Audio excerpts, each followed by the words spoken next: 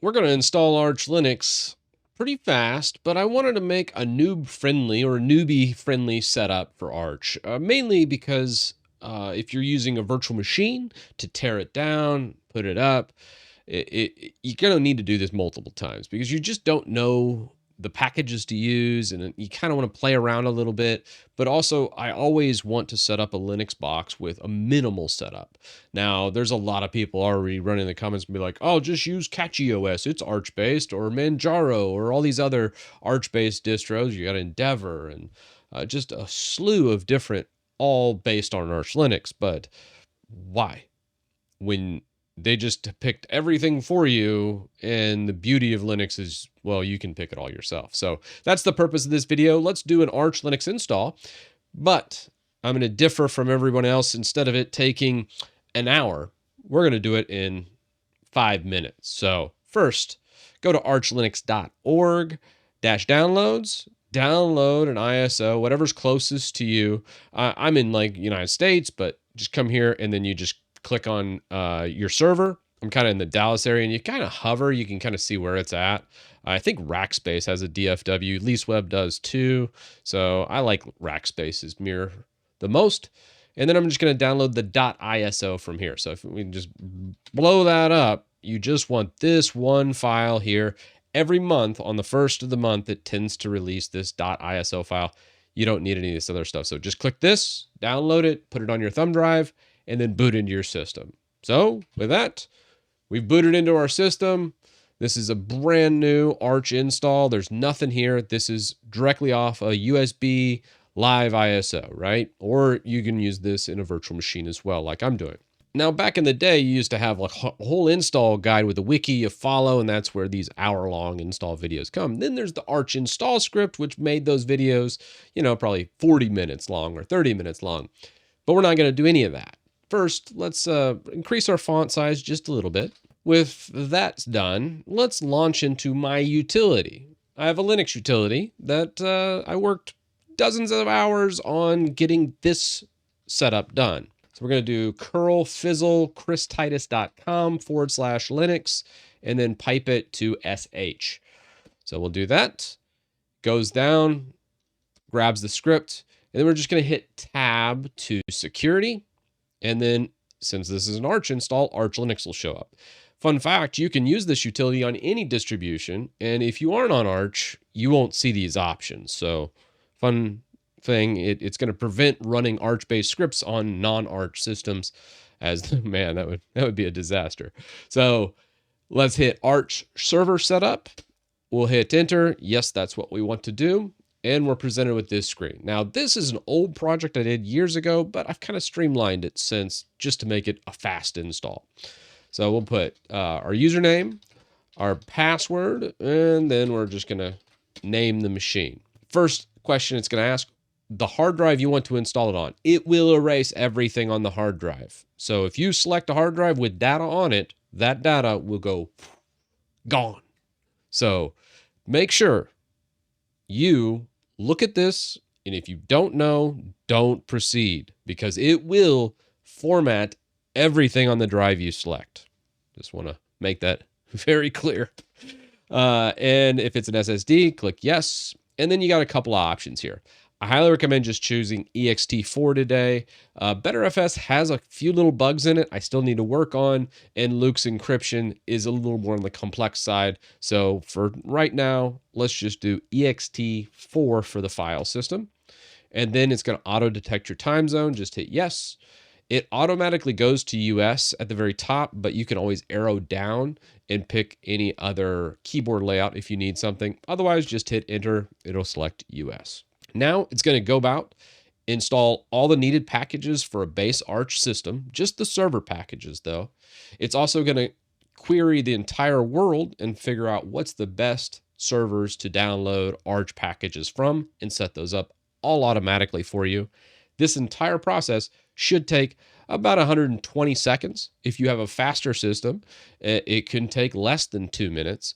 But I'm going to go ahead and let this finish with the mirrors, the entire download and install. It will default to a Linux LTS and install the bootloader and all the fixins that normally you'd have to pick in an Arch install. I made this very fast. So let's see it do its job. All right, and we're finished. That took roughly 1 minute and 48 seconds. So actually a little less than 2 minutes to create. So we'll go ahead and quit out of this. And we're going to simply hit reboot to reboot the system. And now we've installed Arch Linux. In this case, less than 2 minutes worth. You're going to be presented with this new grub screen, and you can expand this. Like if you want to have multiple hard drives and do Arch, Windows, and other OSs, you can do that with this type of setup. This is mainly just a bare bones. So first up, we'll just log in here. And first order of business, I'm going to just increase the font size. We're going to install Terminus fonts. All right, with Terminus installed, we'll set font v, and we're going to go 18B, just a little bigger. So this base system, you can do a whole bunch of stuff. Now we do have internet, so this is already created and ready to go. So you could ping Google, you could set up servers, you could do a Minecraft server from this, you could do a whole bunch of different things. You know, the world is your oyster. The other thing you could do is just like a sudo pacman, and there is Plasma Meta. You could do a base KDE, which just gives you the bare bones of KDE, not even a full suite. So it doesn't really include any software with it. Or you could go with a full, like, I think it's Plasma Desktop, will give you the entire suite of KDE. So it'll have all the KDE tools and stuff. You could do the same for GNOME and all the other different stuff. I personally don't like any of those. I really like, let's install like Fast Fetch, I believe. You'll notice where we have less than 200 packages right now. It's using practically no memory, and we have a full system. But let's get an actual GUI. I like to toss my stuff on here. I'm going to show you that really fast and what that looks like. But this is going to be bare bones, minimal. I don't want to install 1,000 packages like every other distro out there. The beauty of Arch is you decide what's on your system. So again, let's do a curl fizzle, and we're going to just come back into that Linux utility. This is also in the AUR. So the AUR expands the package manager. So you go beyond Pacman and you can install other things. So let's go into Arch Linux again, and we're going to go yay AUR helper. Yes. Type our password in, and this is just going to go through, install it all for you. And then you're going to have an AUR to install other things. So success. Now to get the base packages for the application setup, what I wanted to do under application setup, I'm going to press the letter V. If you look down here, you'll see multi-selection mode. We'll enter multi-select. I'm going to put Alacrity for the terminal. We're going to do a bash prompt. We're going to add DWM, which is just a basic window manager that I have all my settings in. And then we're going to do Rofi. So that's going to be our menu.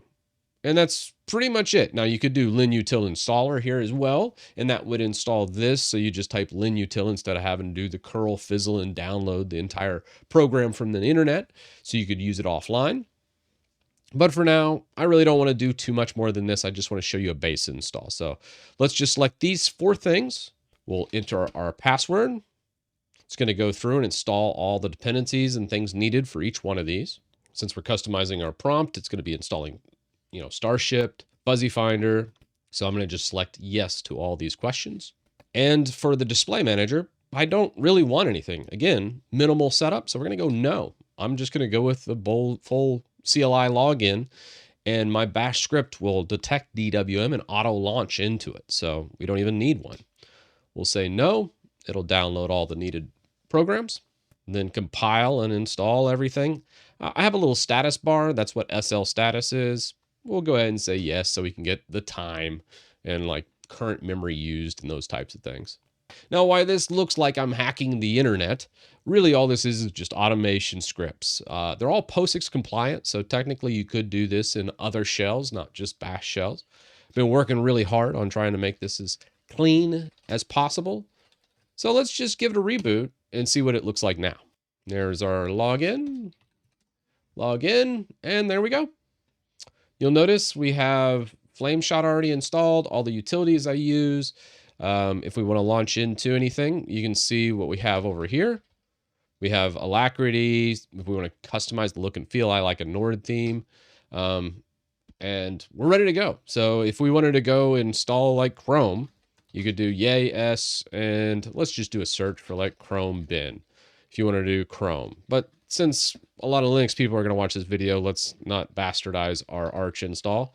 And we're just going to look for Firefox. What do we have for Firefox installs? We could just do yay s Firefox, and we'll just say Pipewire Jack, actually. I really like Pipewire a lot better. And we'll say yes. This will go out, grab all the needed tools from Firefox, install it, and you'll notice this is pretty darn fast. We're using almost no memory, and we've installed Firefox. So now we go over here, we got our Firefox browser, we're ready to go. And just like that, you have a fully functional desktop system in less than 10 minutes using Arch Linux and these scripts. Now, if you want to expand on this, it uses a couple repos on GitHub. So if we look at that, why not just pull it up in our brand new browser? We'll go github.com. This is the full Linux utility. This is everything that's run and how it's installed. Shows you kind of all the base things. This is highly customized to my preferences, but I just wanted to show you how I use it to just make my life easier in Linux. I want to streamline all this so then I can stand up new Linux boxes all the time, test out new things, and then not waste half my day. Almost everything here is built in Rust, and then it's running bash scripts or actually sh scripts. So usually POSIX compliant. So there's not any bashisms usually in any of these scripts except for the Arch install script because of a couple little things. But it also uses DWM. If you're curious about that, is cloned from here. Everything's open source, so everything's built directly from the source too. So there's not a whole lot of bloat here. Everything is just very simple, and you'll notice it does not use much in the way of memory or space or packages, and you have fully, you can install this on a potato. It'd work fantastic on a Pi. It would work on a lot of different things that would be great. So have fun with this. Let me know your thoughts down in the comment section, and I'll see you in the next one.